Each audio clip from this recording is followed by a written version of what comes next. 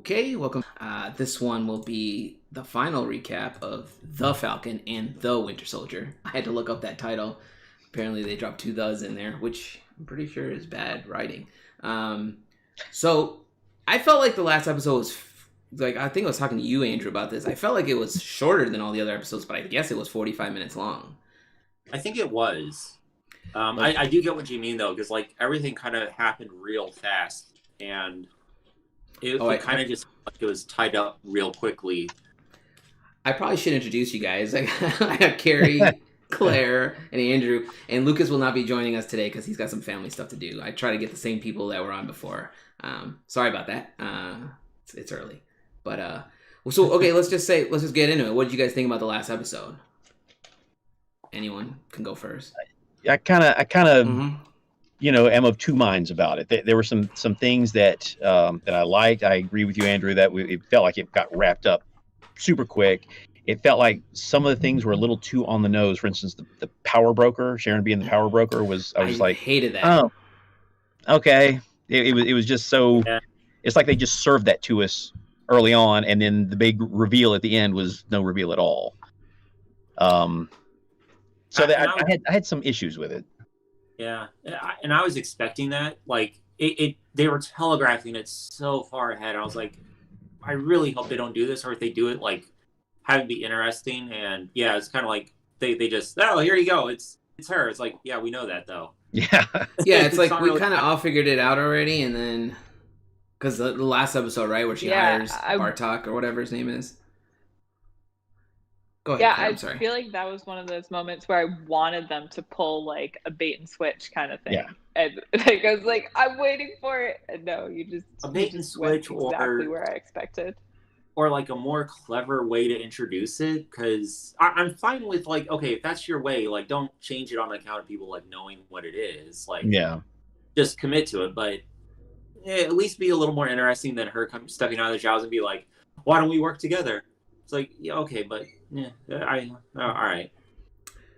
And I kind of feel like this is why this show was intended to be the first of the MCU shows. Right. And Wanda was supposed to follow this.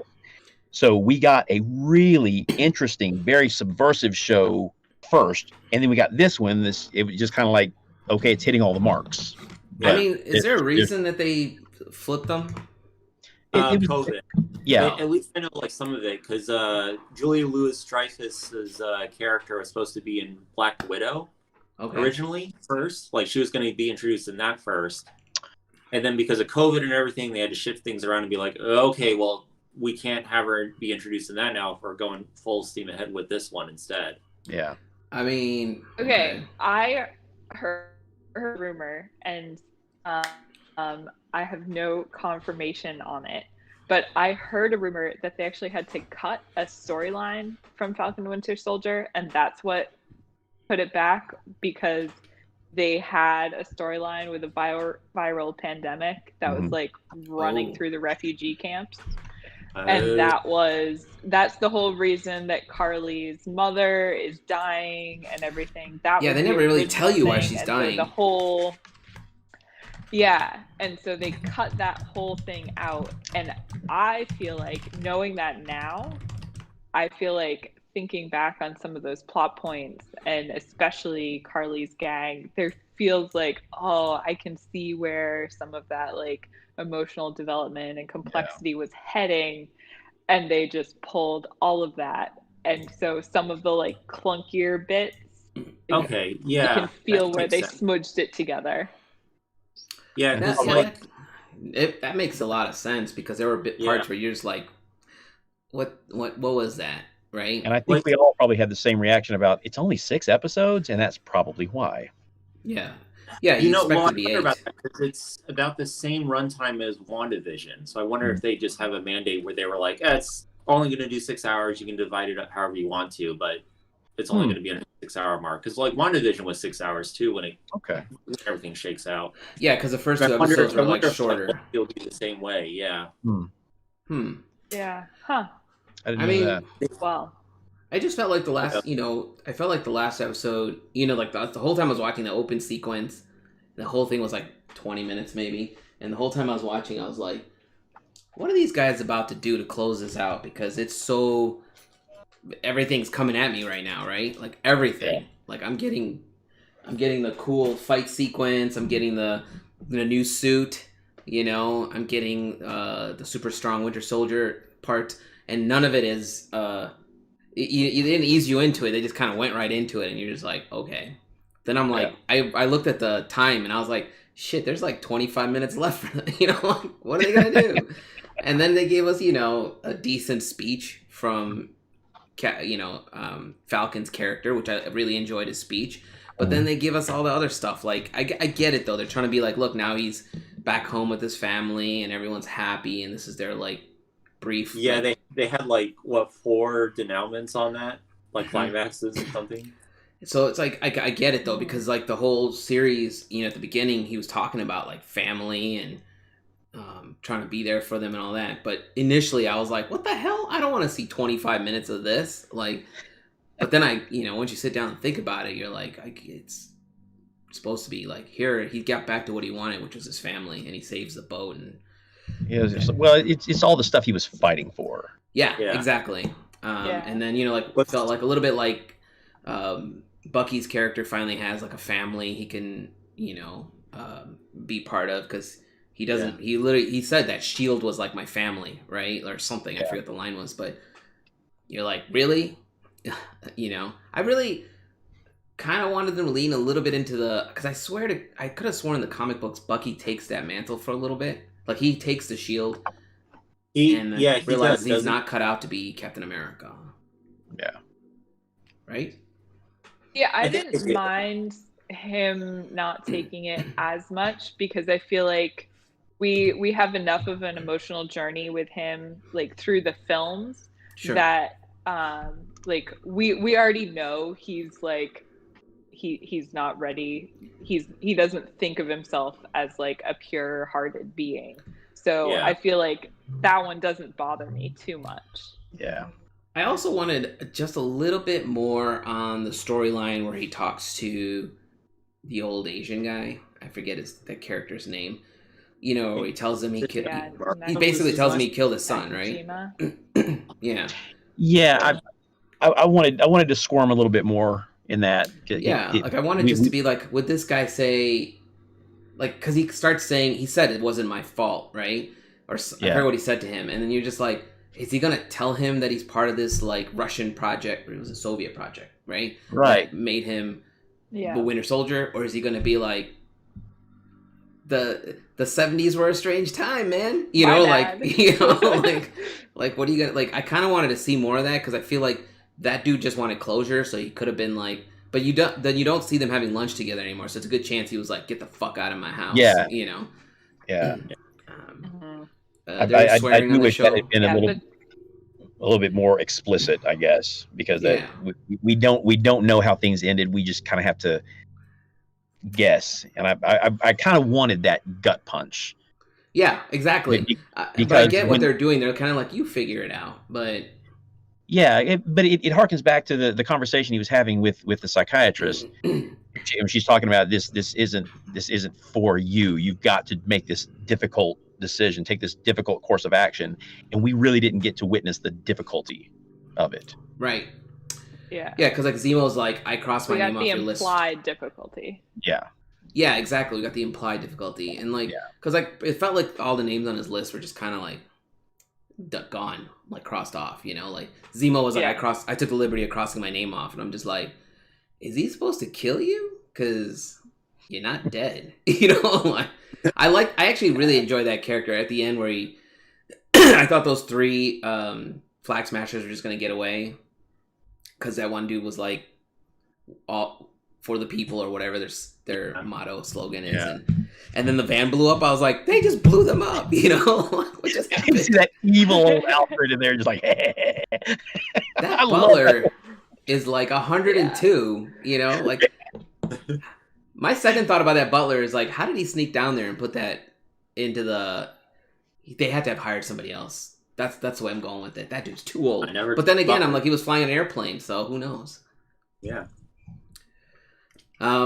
Carey and I were talking about this. My other thought about the show was I didn't like how what's the U.S. agent's name? John Walker. John Walker. I didn't like how. What is it? No, it's Wyatt. John Walker. The actor's name is Wyatt. Yeah, Wyatt. So I didn't like how easily they were just like, he joins the battle and they don't have a. I kind of want a little bit of a hesitation from them, like, oh shit, this guy's back, right? Like, it's nothing. I was talking with a friend about it last night. He was like, it's kind of weird that he joins in the fray and no one bats an eye. And at first I was like, I was talking with him, I was like, well, you know, he didn't like get arrested. He just got like discharged. Like nothing really happened with him. But then he did point out, was like, yeah, though, but Bucky and Sam basically fought to like the edge of their life against him. They're like, I don't think they would be that cool with him, since that was like the last time they saw him. So I had that same thought, but then I was thinking, they fought to the edge of their lives with him because they wanted him to like understand and stop.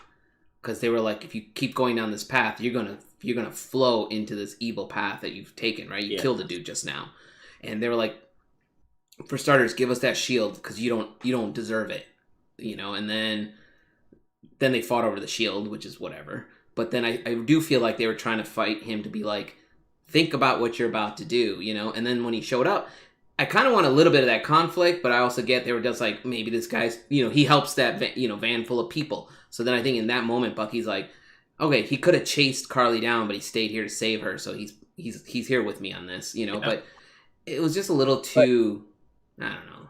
But they missed the payoff though, because they set up this guy who's mentally cracking. I am Captain America and all that kind of stuff, and then he comes back and he's like, hey fellas, let's beat him up together, you know. Yeah. I needed a big bro fight. That's really what I wanted. So I actually think that his character is like, it's a perfect sort of threefold foil with Sam and Bucky and John Walker. And like, I feel like because it's Marvel, they missed a lot of the emotional nuance, but like there's too much emotional nuance here for Marvel to get across in an action movie. But that like Bucky was the American boy who like was destroyed and like was given a second chance and was rehabbed by Wakandans, and so like he looks at John Walker as like, we took the shield from you and now you know better, so you can join us. And like he's, you know, there's the future betrayal that is implied because of the Valentina storyline that's coming up. And then like Sam is like, I don't know, I feel like there are levels here of sort of, we understand what it is to have something, to believe in something, to lose it, and we're going to welcome you back because we understand that, and that it's going to make the second betrayal that much more painful. And I feel like that's all being set up, but because it's like happens in this action episode, that all of that like emotional sort of nuance is left on the floor somewhere. Yeah. But yeah, that's a really good way to look at it. That's kind of what I felt. I didn't even think about that, but yeah, that's a really good way to look at the fact that his next betrayal is gonna be that much harder. I don't remember his storyline though as U.S. Agent, so I've got it. I pulled it up on the Marvel app. It's on my list to catch up on later this week because now I remember not liking that character, but then now I'm just curious. I don't want to read a wiki page about it. I want to read his story in the comic books just to see what happens, because you know he's clearly now working for Hydra and he doesn't know it, right? Well, we don't. They haven't said Hydra yet, but you know that Valentina's character is Hydra. But we know. We know, Carey. We know. Yeah, I know. I get it. But you know, it's I wonder if they are going to go with like the Hydra route, or if they're going to kind of tweak her character to be like still like a good person still, but like that kind of person where like Nick Fury had lines he wouldn't necessarily cross. She's kind of like, nope, and like means justify the ends. Doesn't matter how we get there, just as long as it gets done. I mean, sure. I mean, she's primed for Hydra to come back, right? Like and if you spin, like you were saying, I think it was Clare was saying that she was supposed to be in the Black Widow movie. Then then it would perfectly spin into Hydra. Is that what do you call it? What's the word I'm looking for? That main villain that shows up everywhere in Marvel, right? Anytime something goes wrong, you're just like Hydra. Like it's like in every version of Sherlock Holmes that they try to reboot, it's always Moriarty. It's always I don't want that to happen in Marvel where it's always Hydra. But we know we've got a Skrull invasion on the way, and I know Nerdist and New Rockstars and a few of those people online were saying that this may be one of those things where they are setting you up to think it's Hydra, and then they're going to take a turn and make it Skrull. I mean, if they did, I don't know how many of you guys have read Civil War, but if they did that Civil War, you can't do the Civil War arc anymore. That moment is past. But if you did the idea that there's these specific characters in play that are either good or bad, like Sharon's there, and you're thinking, wow, Sharon used to be this awesome character, and now she's the power broker. And her character is supposed to become a superhero in the comics, not supposed to turn into a villain. But if she's a Skrull, and she's part of the Secret Invasion, which is the next step after Civil War, anyone who's a big nerd like us will get this, they're going to activate, and then it's going to be bananas. And then you're going to figure... That would be a perfect way to... I'm going to always try to figure out a way to bring in the X-Men. That would be a good way to bring in the X-Men. Just drop them in, right? Like, they've been kidnapped all these years. They've been off-planet. Because remember, they were all on a ship, right? That crashes. And then the Skrulls, like, there's identical... Well, I guess there were identical Wolverines running around, right? And one's real, one's not. And you know which one's real because he fucking shanks the other guy. But that's, that would be perfect. But the problem is... I guess the problem I have with this is it's a hard sell, right? To someone like me, if I saw a bunch of characters just turn into Skrulls, I would probably need new pants. I'd be too excited for that. But someone who's a Marvel MCU only fan who hasn't read the comics, who sees that happen, is going to be like, fuck is going on, Yeah. So you got to ease them into it, I guess. They were starting to see that with like the second Spider-Man movie and all that. Yep. So, I mean, they're planting the idea at least. Yeah. That's what I'm saying. They're slowly giving you the seed that there's good Skrulls and there's bad Skrulls out there, right? Some of the good ones are obviously working with Nick Fury. He's like on their ship, vacationing.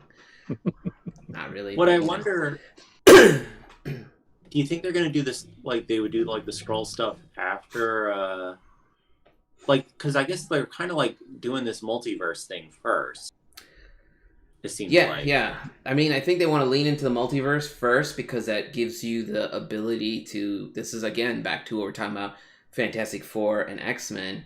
Like, the multiverse idea gives you the opportunity to bring these characters into this world, right? Like, because if mutants had existed from Iron Man, like movie 1, they would somewhere be in play already, right? Yeah. And then you've got the idea of characters like Wanda and... Quicksilver, who they never say the words mutants, right? They have these enhanced abilities. I forget what they call them, but they call them, enhanced humans, I believe. Like, something like that, right? They never use the word mutants because it was owned by Fox or something, right?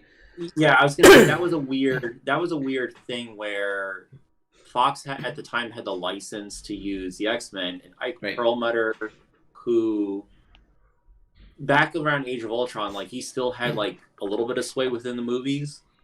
He had this whole thing where he was like, I don't want to fucking deal with like the mutants at all. Like, they're either Inhumans or you can call them something else, but they're not mutants. Like, screw Fox. Yeah. That's such a weird take. It's like you have this industry that's super popular. You own the name. You own X-Men. They own everything but, like, I think Magneto and Quicksilver in one. There's a weird gray line for like Doctor Doom and stuff. That dude's weird in general, it seems like. I mean, we can badmouth him for a second. If I remember correctly, he was kind of a racist. Trump supporter. So awesome, great. Fuck that guy. Wasn't he the Iron Fist calamity? Yep, he completely botched all those series. Like, whoever was in charge of Daredevil did a decent job. Even Jessica Jones was the first season I really liked. Yeah. The second one was... I don't know. The first one I really enjoyed, and I was hoping for the same. Iron Fist, man, I think that's a great character, and they just completely fucked it up. They rushed that one through. Homeboy had like 2 weeks to train to get ready for all that martial arts stuff. I mean, they just They just ran that through as fast because they hit a home run with Daredevil because that shit was good as fuck. And then and by the time we got to Iron Fist, it was like, what are we watching? So I did hear they're going to spin Daredevil into some of this MCU stuff. See, that's the other thing. That's the problem. So bringing us back to the show, I can't find like the next step from there. Like when WandaVision ended, you kind of had this idea. She's, there's that Easter egg at the end where she's reading the Darkhold. So you were like, that's setting her up for the Doctor Strange movie where he's supposed to train her, right? He's going to train her in magic.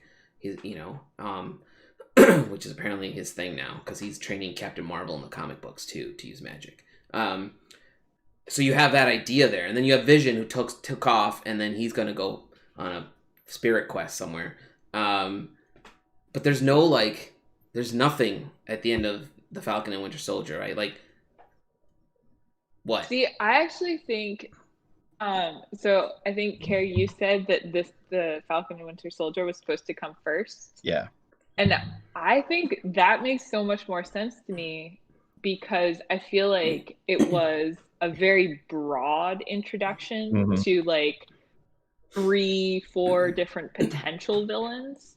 Yeah. That it was like, we have Zemo who is calling hits from a prison, and it's like, how the hell did he do we that? We don't know. He knows somebody in the reef, man. That can be a fun storyline, right? Yeah. It's like, that can be a whole thing. And Zemo is so awesome, or at least I think so. I know not everyone. I'm there with you. Zemo, but it's a dance video, right? The dance video got you guys.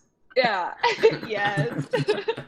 But I feel like, that's a whole like big villain arc. And then the power broker, that can be expanded. And then Valentina and John Walker, like that can go somewhere. So it's not so much that there's like a single Easter egg that's a single launch point as much as, okay, here we go, transitioning. We're using Bucky and Sam Wilson as like, we're transitioning from previous Avengers to new Avengers. And so now we have the new Captain America. And like, this is the next generation. And here, like, a variety of the evils that we are going to face. And so it's not like setting on a single path as much as opening 4 different new ones. Yeah. I'm just going to keep spitballing ideas, and then Claire's going to, like, just rock and roll with them. Because that was actually really good, man. Like, that makes sense. Like, again, you have to, I guess, keep remembering that this show is supposed to be first and not second. That helps a little bit too, right? I also want to take go ahead. I was going to say I want to take a second and talk about Zemo because in the comics, and I have to admit I'm more MCU than I am comics, but I do have a foot in the comics. And Zemo was never one of those villains that I ever gave a shit about. But after this show, I'm in love with Zemo. I want so much more of him.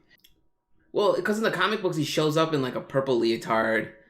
He's got that yellow belt. He wears that mask all the time, and you're just like, I can't take this guy seriously enough. But then in the shows, he shows up like he looks a little bit like a gangster. He's got that. Is he Russian? I forget. Like he's got that fur collar, and he just walks around like Sokovian. Yeah, he's Sokovian. Okay, he's so Sokovian. He's just got that like German.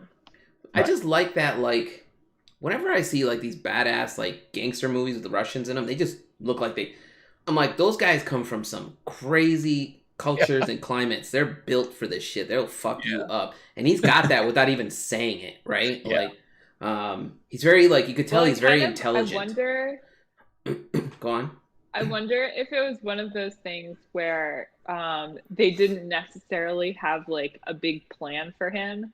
But once they got Daniel Bruhl on screen, I think that's how you say it, Bruhl. Once they got him on screen, it's like, ooh, we've got something good here. And like, I mean, his acting reel is amazing. Figured out ways. Yeah, he's great. I really excuse me. We saw so much more of that character. So he's a richer character than we saw in Civil War. Oh yeah. I mean, Civil War, he was dark. He was down the whole time, and this time we got to see how he sort of relaxed after he pulled that shit off. Well, I like how he does things like he still he kind of has that Doctor Doom vibe where he tinkers with things, right? Like he's constantly trying different ideas and seeing what works and what doesn't. Like when Bucky first enters his prison cell in I think episode 1 or 2, he literally goes down the list of names or words that would trigger the Winter Soldier sequence, and then it doesn't work, right? And he's just like, "Meh, I had to try," like it's like. You're crazy, And then, like, he's talking to a bunch of little kids and offering them candy, which in, they were in Latvia or whatever. In that country, people be like, whatever, this dude's offering them candy. You pull that shit here, you're going to get arrested in a heartbeat, right? You cannot be sitting in a playground dumping a bunch of candy on a wood stump and being like, come over here, I got a secret for you. Yeah. People are going to be like, arrest that guy. If you're colored, you're probably going to get shot. But that's a whole different story. But I just liked how he was... I like the actor playing him. I'm with Carey. I didn't really jump on that character in Civil War. I was just like, he's there. Yeah. He's a villain. He initiated a plan that helps us move the plot forward. But in the show, I was like, this dude's calculated as fuck. And then they left it open, right? Like, because I believe on his list he was supposed to take the guy out, but instead he lets... I always forget their names. The Dorma Milaje? Yeah, the Dorma Milaje. Dorma Milaje. They take him away. Or Milaje? Milaje. We should really remember how to say that name. We keep fucking it up every time. Anyone watching can correct us if you can spell it out phonetically. But he does end up in the Reef, which is not part of Wakanda. So there's a plot there somehow. He went probably to Wakanda and then ends up in the Reef. So that's just a stupid thing I took away from that. I'm like, he's not in prison in Wakanda. He's in the Reef, which is in the middle of the fucking ocean somewhere. Which is funny to me because before it was a bunch of like superpowered people that were locked up in there. Well, but that's how dangerous Zemo is. Right. They put him in this. They put him in like the weakest prison in the world. Remember You're right. You remember how he broke out of there? We've had that discussion already. It's like, this dude's a super villain. Hey, look over there. You locked him in the basement? He's fine down there. Give him some bread and water. Yes, absolutely. Ask a question, please. One of the guests wants to ask us a question. Fire away. I have to say, as far as like training montages go, I was pretty satisfied with Sam Wilson's training. Like, I feel like we haven't had a solid training montage in some time. And so like, I don't need a ton of them. Carey knows what I'm going to say. They're really fun. The only takeaway I have with that training sequence was before the training sequence, he's throwing the shield around with Bucky, and they're both bouncing it around and catching it with no problems. And then he starts his training sequence, and he can't catch the fucking thing. And I messaged Carey to be like, what's going on here? What am I not seeing? And then I realized he's kind of moving really fast and throwing it a lot harder. They're not... Yeah. He went from playing a casual game of catch to, like, throwing fastballs. Yeah. Right. Okay, so the question is, think about the 6 episodes, and I ask you, is there any scene that you guys think might be Skrulls in disguise, knowing that the Skrulls will appear later? I mean, I think Valentina might be a Skrull. But on the evil side of things, not the good side of things. She does seem a little too human. I can see her being human. Yeah. I could see Sharon being a Skrull. Yeah. I do feel like Sharon, because I feel like, the Sharon angle was like, she's this amazing character that helped Bucky and Captain America in the movie, and then Bucky and Steve. But, you get my point. This might be my personal feeling. I like Sharon too much. I don't want her to be evil. No, I think you're not the only one who feels that way. Yeah, is Marvel making us feel that way because they're setting us up for it, And I want to believe that was a Skrull Sharon because I like Sharon too much. She does seem a little more concerned about making money than a Skrull should be. Unless that's an angle they're playing, Now this question's got me thinking, who else might I have missed? The Butler is a Skrull. He moves too fast for an old butler. Amy, who's watching, how about you? Who do you think if you got thoughts, write them down. I'd like to hear who you think is a Skrull. Yeah, I can't think of anybody else. My thing with Valentina is John Walker in his like when he's discharged, and he says like, I don't understand. I'm doing exactly what you trained me to do. Mm-hmm. and like that to me was like exactly the right chord. And Yeah, like totally. Is he lying? No. That's right. And I think that's where to me like there is a human evil here, and like humans are bad without like any superpowers involved. And I think that like her sort of Valentina's ruthlessness is like such a core human thing. Like and so like I understand why that could be like girls taking down Earth governments or whatever. But I also kind of want it to be like, no, they're just bad people. Yeah. I mean, so the viewer has a good point here too. They said, I think maybe there's a Skrull among the Dora Milaje, maybe their leader, because I'm sure they are going to be everywhere in a group and country when they appear. Which is actually, I don't remember. And see, now you're gonna go make me read fucking Secret Invasion. That's what's gonna happen now. It's only a 6-issue arc, I believe, but when they activate all over, because they're going for world domination. I wonder if it's a good Skrull among the Dora Milaje. You know, like that.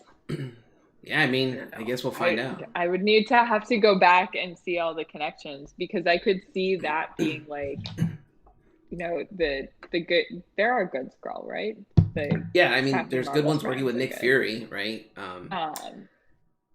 I just don't remember good Skrulls in the comic books. I could see. I was gonna ask, like, were there any good ones in Secret Invasion at all, or no? I honestly cannot remember any good Skrulls in the comic books. They were always typically bad. They come in to invade.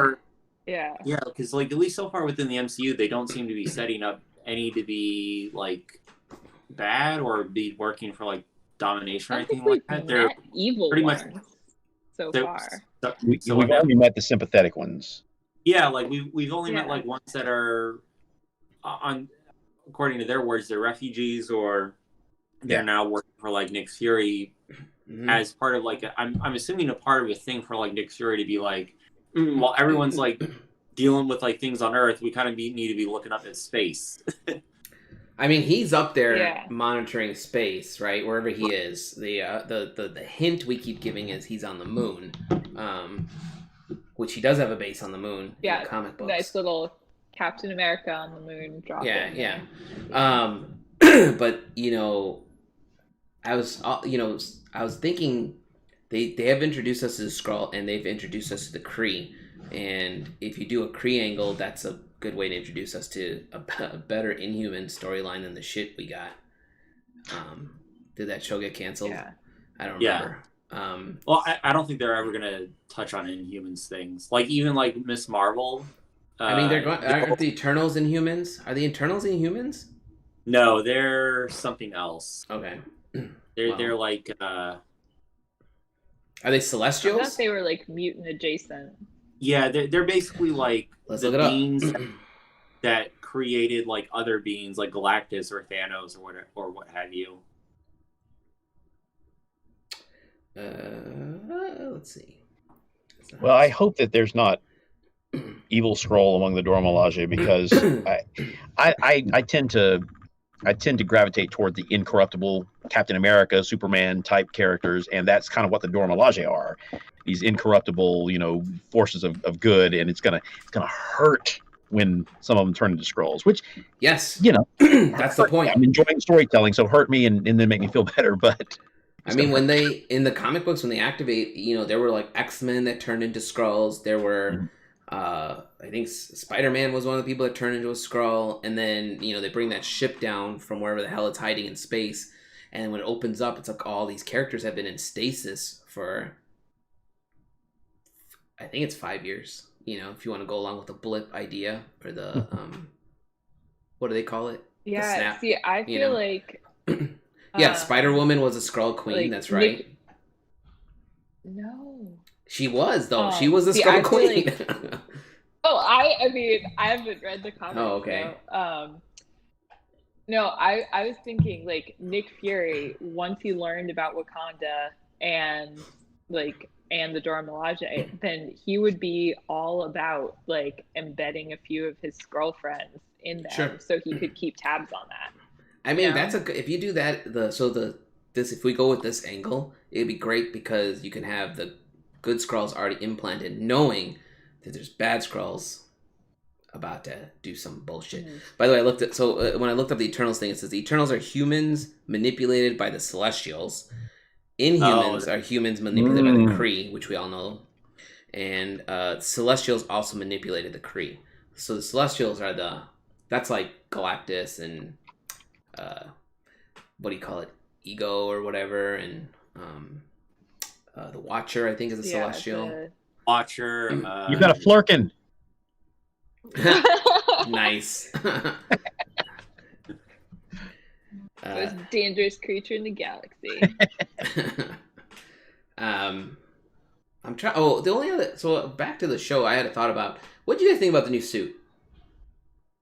Oh, so I'm indifferent. I do have a friend that was like, he doesn't like how it looks in the comics, and he's like, yeah, it still doesn't look good in person. He wanted them to redesign it a little bit more, so it wouldn't look as goofy in his eyes. I don't like that. There's nothing up here. Yeah, that was the same thing he had. He was like, I hate that stupid cowl around his face. Yeah, was what my friends were. Yeah, just whang him with a ratchet on top of the head, and he's done for. He's just a guy. Yeah, I agree with you on that one. The one take I had is like the dude should be wearing a helmet of some sort because he's gonna take some damage up there. I don't like the visor and then it wraps around his chin. I'm like, what's the point? Just wear some glasses, I mean, the visor definitely had all that tech on it, which is cool, I'm okay with the visor, but I do wish it had more of a. I wish they'd pushed it a little bit closer to Captain America, But I liked it. I mean, when he comes flying in that. I'm sorry. Go ahead. I was just talking over you. Oh no. I think one of the tricky things and one of the reasons that Chris Evans, Steve Rogers, Captain America, so frequently lost his helmet somehow is I mean, you have actors, they're there to act and look good, and so putting a ton of stuff on their face. Yeah, I mean, but you can take it off. Oh yeah, and that's where I feel like I wish they had designed it better in the first place, and then just done Captain America style, oh, helmet's gone. I really would like them to be wearing Star-Lord type helmets where you just press a button and the thing just, they're all wearing these rubber helmets. I'm like, man, you can get a bullet to the head. It's not gonna feel good. Did you guys see Dredd? Yeah. With Carl Urban, he wore that shit the whole movie, and fucking owned it, dude. I wish more actors had the cojones. Well, Dredd doesn't take his helmet off, right? In the comics, nobody knows what the guy looks like. Stallone was like, "Yeah, I get rid of this." Yeah, I get it. But Stallone. But in the comic books, you don't know what the guy looks like. Well, we're gonna do the side note real quick, so let's do it. There's a series coming out, a Dredd series on Netflix. They're filming it. The director who filmed the movie is, I believe, he's an Indian guy, indie director. He filmed the first Dredd movie, but studios were like, I don't know if we want to spend money on this again, even though it's a cult hit, right? People love it. So then they try to get a movie deal. It didn't pan out. Then they contacted Netflix to get a series deal. And what's his name? Carl Urban? Carl Urban, yeah. He went to the Netflix meeting in costume as Dredd and sold it, right? What a baller. Yes. Yeah. I'd be scared if that dude walked in like that. Huh? Yeah, he's in it. It's him. I think he has to get through The Boys and all that stuff. I love him in The Boys, by the way. If you haven't seen The Boys, it's a great show. But he had to get through all that. actually. Yeah, he's a great is. actor, He's man. so Like, good. I love him. I haven't seen anything that he's been in where he was bad. I've seen some bad movies that he was in, but he was good in them. yeah, exactly. I got friends who won't watch him because they're like, oh, he played Aeromir and I didn't like him in Lord of the Rings. I'm like, the dude's got range. Step past that movie. Who doesn't like Aomer? I'm going to start naming names. Who doesn't like Aomer is a good question. I'm like, he's a fucking badass in that movie too. What's your problem, dude? He's like a horse lord or whatever. But you know, so either way, Judge Dredd, there's a series coming out. I thought it would be out by now, but I'm guessing COVID's pushing everything back. So, but it's supposed to be a 12 episode Netflix series, which would be great. Yeah, because I want to see that whole world. So okay, the viewer has a question, which I also think is, I might have an answer for this, but it said, you know, this is a big what if, but what if Killmonger was a Skrull all along and then it was their first try to conquer Wakanda? Should this be revealed later? Would you be okay with it? I think the thing I think is if when a Skrull dies, it immediately shapeshifts back. Yeah. So we would have seen him shapeshift back as he died on the. If he was a Skrull, that would cheapen a lot of the scenes. Yeah. That would also take away from the stuff he was saying, right? Like. Yeah. He had some. Yeah. He had some really good thoughts there in his character. I think also Michael B. Jordan talking about that role, like the I would rather what that last line that I'm totally blanking on right now, that he would rather die than live in chains. Yeah, he said throw me into the ocean with like my ancestors. Yeah, it would cheapen all the stuff he said. That was like his but that was Michael B. Jordan's line. Like he improv'd that, and so like his whole like interaction with his character of Killmonger, plus Chadwick Boseman's like depiction of T'Challa as like a uncolonized king versus his cousin, who is like the product of a racially divided United States. Like I think that arc in and of itself would all be kind of like in tatters if Killmonger was a Skrull. And going off of like basic storytelling things, I would find it weird if they're trying to set up secret invasion stuff so soon. Like they haven't done enough with the Skrulls to like have that heel turn beat make sense. At least to me, like I would. It would make more sense if you have it established where it's like maybe Nick Fury employed a lot of them throughout to keep tabs on everybody, and then the Skrulls kind of realize like, hey, we are kind of in a good position to like upend the apple cart on this. And if they don't, I guess like if they don't put enough like legwork towards that to be like for it to feel like an honest betrayal thing, then it doesn't work. Yeah. Storytelling wise, it just kind of falls flat. Do I even want to know what's happening downstairs? I'm sorry. There's a fire alarm going on. Your child. No, my money is on my wife started the oven and didn't turn on the fan. And I'm just gonna wait this out. You gotta clean your oven, man. No, if anyone watching is nosy, I'm not panicking because I don't hear any screaming. It's our oven, you know, is when we first moved in here, my wife accidentally spilled some grease from bacon in the bottom of the oven, and it's just we cleaned it, but it's just like residual, I guess. So like when you turn it on now, the stupid alarm, it's so sensitive, but the key is just turn the fan on. But I bet your house smells amazing. It does smell like bacon sometimes. I mean, if I smell bacon in a second, I'm calling this whole thing off and we're going. So the viewer has a random side question and another thing after that. But the side question was, do you think the Invincible anime series is going to end up being better than The Boys? And that's hard to say because one's an animated series and one's a live action show. But I know The Boys is based on a comic book, which is really good. And I mean, Invincible is almost as violent, you know, if you've read the series. But I don't know. I mean, the thing with Invincible is it's a whole different take on the superhero lifestyle, I guess, right? So I'm not gonna get into it right now. We can talk about that later.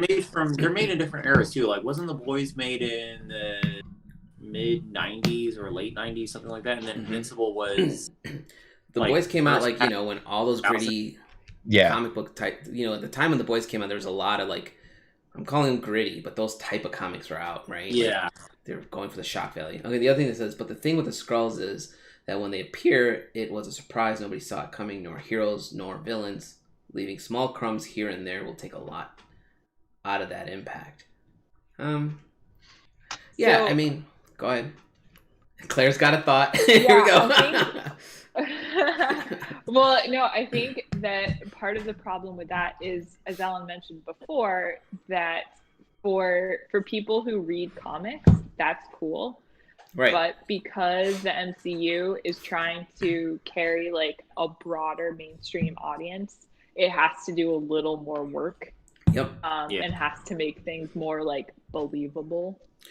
Yeah, you can't rely on fanboys for shit, man. I was gonna say another thing to keep in mind when they did the Secret Invasion. How long have Skrulls been in comics?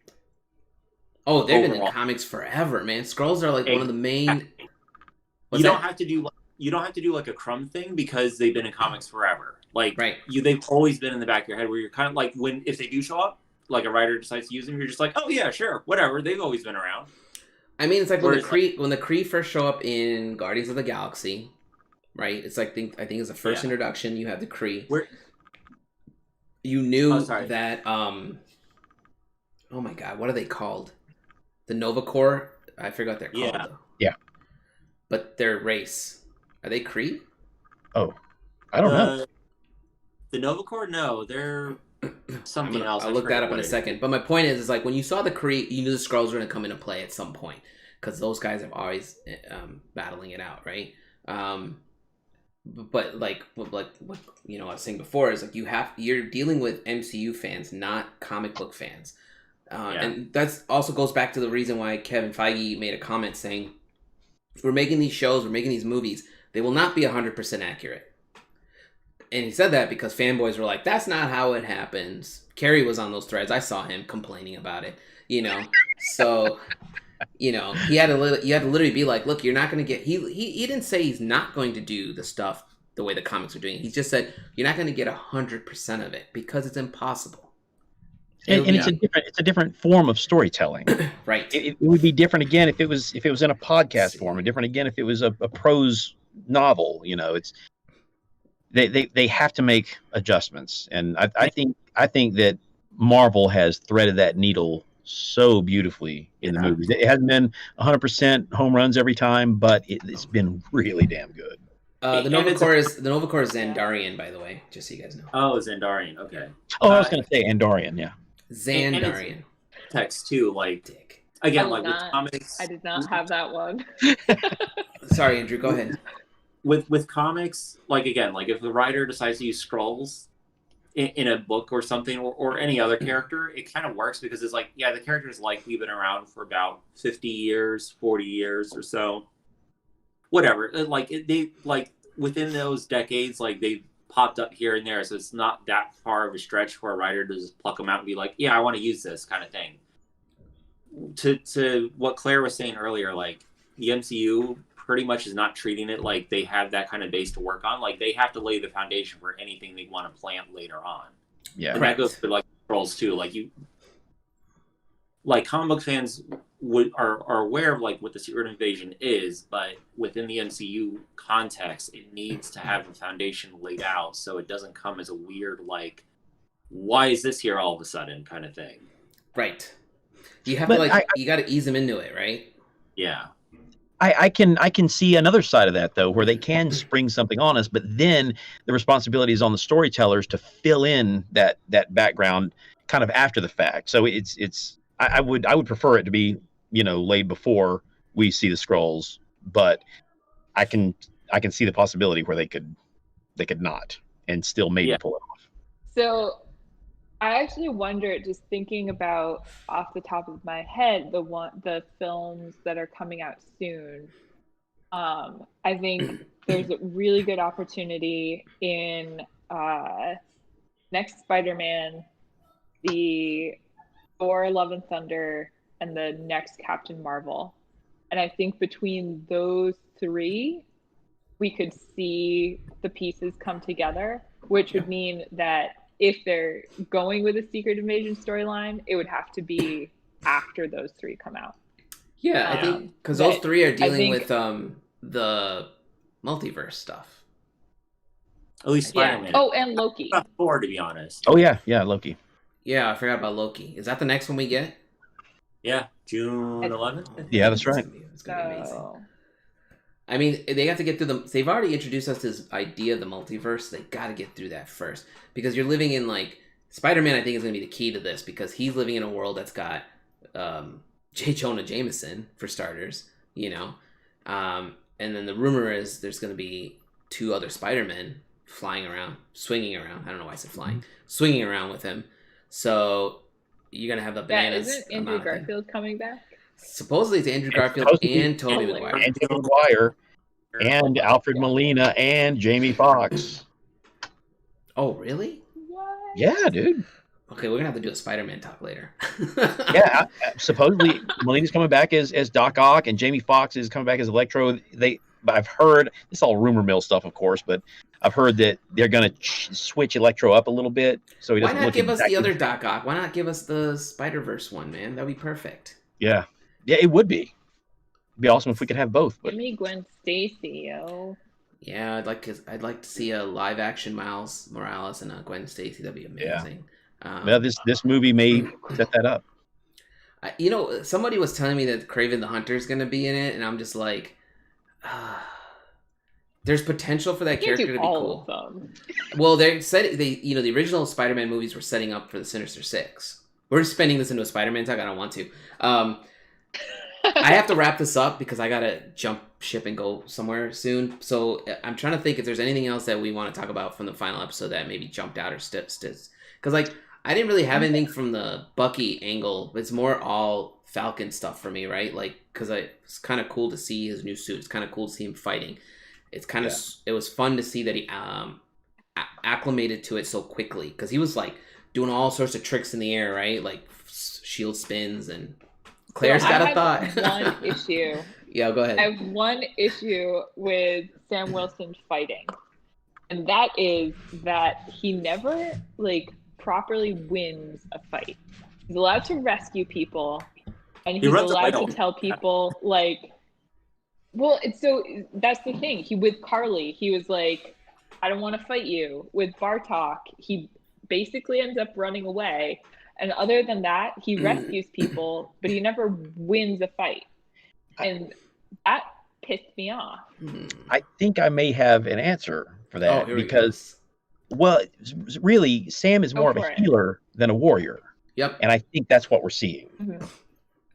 I mean, he left the Bartok fight to save the people, right? He could have kept fighting, but then the people would die. So he didn't just... He wasn't just like, I can't beat you, peace out, homie. You know, like... Oh, I think, it made sense in context. At the same time, I was like, just give the man a victory. Yeah. Allow him to defeat someone. I feel that. I get it. I also think that they could have done more to, I mean, they did a lot, but they could have done, they could have maybe hammered it home a little more explicitly that the reason that Steve chose him is because you remember how Steve discovered him. He was doing counseling for people with PTSD, right? You know, and that's who Steve wanted to be, Captain America. And so I believe that's the Captain America we got with Sam, and I love it. I do wish they had been a little bit more on the nose with that. Well, he gets different. So if you're talking about some of the wins he gets, we're all forgetting the Isaiah character at the end. Where he gives that guy his memorial, right? And he's like, now nobody will forget you. That shit's going to make me tear up. Because that was right there. I was just like, that character needs a win. Like, even though that character's like, leave me out of this. I want to be invisible. I don't want anyone to know I exist. And he's like, why? You were a huge part of this. You were actually, he was integral to Steve Rogers happening, right? Yeah. And was a whole other world political point we can make, but we're not going to jump into that right now. But anyone is smart enough can figure that out for themselves. But and I think they served that up to us pretty nice and neat. I had stated that I wanted to see him. I want to see Isaiah, don some kind of outfit and go kick some ass, but that would not have served the story that they told. And Correct. after seeing it, I'm like, okay, I'm glad they did it this way. Yeah, because he's just like this. Yeah. He just wants to live his life. I mean, he was in prison for 30 years. I'm wiping tears off my face. Well, and basically what they did in the end was, not quite the same, but they gave him the same kind of retirement that Steve had. That he is allowed to grow old without media attention, and Steve leaves the Avengers and grows old without crying eyes. Yeah. And that's but he's memorialized in this exhibit, and Sam tries to give Isaiah a piece of that same retirement, as it were. So it's still too little too late, but it's in the right direction. And it heals again. It's Sam being the healer again. He came back to help heal Isaiah and that hurt. So I mean, that's a good way to look at that character. He's always been that neutralizer, I guess. I don't know what the right word. Healer is a good word for him, though. That's a perfect word to describe what he's doing. He's not there to now you got me thinking, has he won any battles? He was in the airport scene he was in the airport fighting with everybody during Civil War. He loses. He got zinged by Vision's blast. Anyone would lose if you got hit by that thing. Oh no! He didn't get hit. It was Rhodey that got hit. Everything. Yeah. He dodged. He dodged that laser. But he goes. Yeah, but he ends up. Doesn't he end up getting blasted by Iron Man? They both go down to Rhodey and he gets blasted. I think didn't he get blasted by Spider-Man? Say again. Didn't Sam and Bucky get bested by Spider-Man in Civil War? Yeah, they get bested by Spider-Man. But he lands in front of Stark to see if Rhodey's okay, and Stark blasts him back. Yeah. Oh, yeah. But I did, whatever. Yeah, so I like the character growth that's happening with him, because I was like, don't waste this character. He's a good character, don't just. I was worried about both those characters just being thrown to the wayside when the movies were done. So. Yeah. Bucky forever is my favorite. That's cool. I mean, I'm half and half. I'm always half and half on Winter Soldier. I like the Winter Soldier storyline, but I've always been kind of half hot and cold with it. They're doing a good job with it, though, right? They're showing you the, There's one more thing. Thing. Yeah. His damn detachable arm. I thought they were going to bring that back. I feel like they're going to bring that into play somewhere else. Like, he might be like, what's this character's name? I forget. Like, he might have different arms that he can put on for different situations. Like Inspector Gadget. Like any He-Man villain you ever had. You take an arm off, put another arm on. So I think they're because he didn't even know it does that. So I feel like they might be leading us down. It's like a breadcrumb, right? This exists. It can happen, and here's what there's potential there for something. I don't know. I don't really want to see him put on a hand cannon or something. I'd rather maybe it comes off so he can repair it, and stuff. But I really don't know what I want from it. I don't want it to turn into like you just said, Inspector Gadget. I was gonna say a Batman utility belt issue. I don't want it to be transforms into a cannon or transforms into a gauntlet or a grappling hook or a. I don't want to see some wild shit like that. I could see it being kind of like Spider-Man's suit in whatever was it. Homecoming was the first one where he jailbreaks it and finds out that Stark had all the extra features in it. Was that kill mode or whatever it was called? And the babysitting protocol. Yeah, kill mode. The babysitting protocol. Yeah. where it's the Dora Milaje and the Wakandans don't really trust him, but they've and so that's why they have the it's got a kill switch on it. They can remove it. Yeah. So that's, but in the future, maybe he's allied with them again, and they like, oh, by the way, doot, doot, and he can like shoot stuff out of it or something. I don't know. Like, I could see that being a cool little thing, but yeah, I agree. I don't want it to be like a. Yeah, I would hate to see it turn into like the Iron Man nanotech armor. Right. That's what I'm saying. I don't want that. I don't need that. I don't want to see him running around like fucking Mega Man, or Samus. I just want to see some enhanced ability. It would be cool if it just got strong. It's only as strong as the person wearing it, right? Like when he lifts up that like engine or whatever, I'm just like, okay, this hand is doing the lifting. This hand can't lift an engine. He is a super soldier. Yeah, he's a super soldier. Oh, that's right. He does have the serum, right? Okay, that's true. Yeah. I was like, boy, your back's gonna hurt. The right-handed thing. That was good. The right-handed thing was perfect for me. I loved it. That was a great line. It was so good. I don't think about it. I'm right-handed. I don't think about it. I'm right-handed. Yeah, exactly. Why did you use your other arm? It's like, yeah, dummy. All right, well, I gotta wrap this up. So if anyone has anything insane to add to it, do it now. Otherwise, I guess we'll do another. We're gonna keep watching the series. So I guess the next one we'll all watch is Loki. I'm not gonna be happy until Doctor Doom shows up. I kept looking for it wasn't there, but I was looking for it so hard. Somebody online made a comment that he was playing chess against Doctor Doom. I was like, slow down. He could be playing chess against Reed Richards. Like you don't know who he's playing chess against. Like, come on. But I'm trying. I feel like he is working. It would be perfect if you had Zemo working with Doom, because he operates like Doom. Like I said before, he has that same mindset and the same aesthetic, right? Yeah. So I'll be shocked if Doom's been in play and we just didn't notice this whole time. I would love it so much, but a good Doom for once, for God's sake, give us Doom, the right one. I want that Secret Wars Doom that creates his own world and is a god. That would be amazing. Yeah.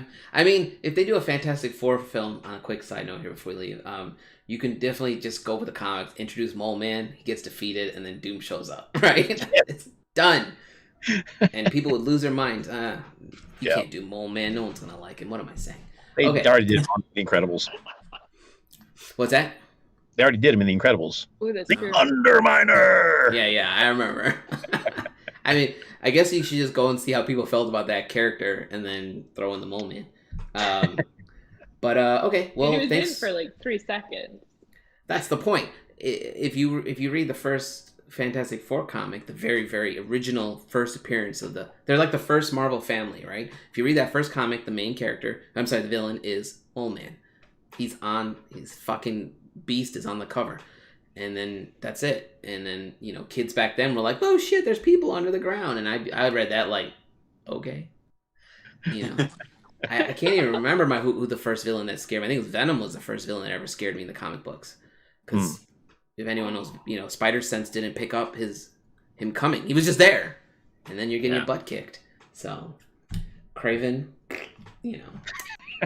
Okay, I'm going to wrap this up before I get carried away with the Spider-Man conversation. But thanks for being on. I appreciate you guys getting on so early. Let's figure out some other talks to get you guys on, because I think we're a good group, especially when it comes to the shows. Yeah, thanks for watching. We had a couple guests watching, and I appreciate you guys all asking questions. And I'll catch you guys later.